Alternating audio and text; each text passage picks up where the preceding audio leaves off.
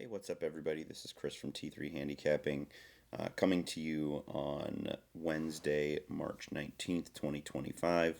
I've been away for a couple days. I was doing some travel and getting some models updated, and trying to bring in some kind of old information that's been really helpful to improving the overall win percentage of the last model. So we continue to work through this, but I've got a race of the day here coming from the 6th at Gulfstream, going 5 furlongs on the all-weather surface. This is a claiming non-winners of 3 with a race rating of an 87.5 from us. Seems to be a fairly moderate pace. So when I looked at this race, what really jumped off the page, I'll slide over here so you can kind of see all the different factors. I started with my stack rank 3, 5, 7, 1, 6, 2, 8, 4. I immediately eliminated the 2, 8, and 4. The 2 I was the one that kind of was the one I kind of went back and forth on, just because of only having the 2 strikes, and that having less than 3 strikes is a pretty important factor. And as you can see, some of the horses that are towards the top of the market do have a lot of strikes. So the 2 is kind of an interesting proposition, but I did in the end decide to eliminate that horse. The 4 and the 8 just are, F-type horses over 3 strikes, and also don't have any top 3 categories. So easy eliminations there. I got to my stack rank, and the 3 really stood out. The 3 has the best score in flow and speed. When those 2 come together, it tends to be really strong on the all-weather sprints. And so I'm going to take that one on top. And then I looked at the 7 and the 5. I decided to flip the 7 ahead of the 5, simply because the 7 was ranked a little bit higher in those 2 key categories, whereas the 5 had the third best showing in those 2 categories. So I'm going to take the 7 over the 5 instead of the 5 over the 7 as the original stack rank, and then I didn't need to make any adjustment to 1 and 6.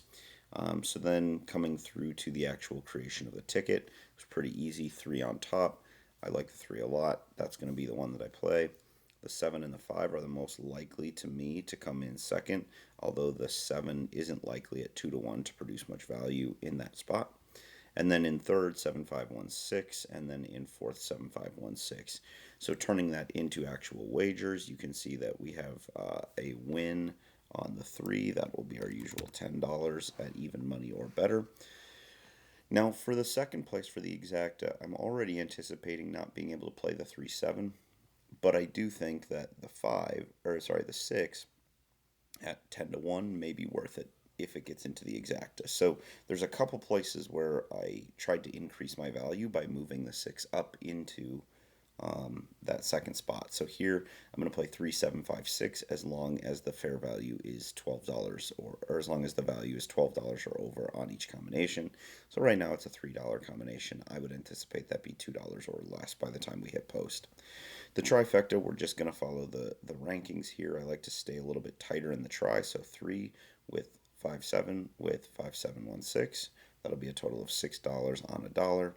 And then because I was able to cut this field down to just 5 horses, I decided to go ahead and for my super, just use everybody in all positions except first. So I'm going to go 3 with 1, 5, 6, 7, with 1, 5, 6, 7, with 1, 5, 6, 7, $1.20.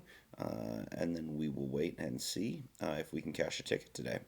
If you're looking for more horse racing betting analysis, we've got a ton of cards that are going to be going up on betting news this weekend. So check back later this week for Fairgrounds, Gulfstream Park, Oaklawn, Santa Anita, and Turfway Park. Couple Kentucky Derby prep races, lots of great racing this weekend. So stay tuned, and hopefully all of your investments on this Wednesday are winning ones. Cash those tickets.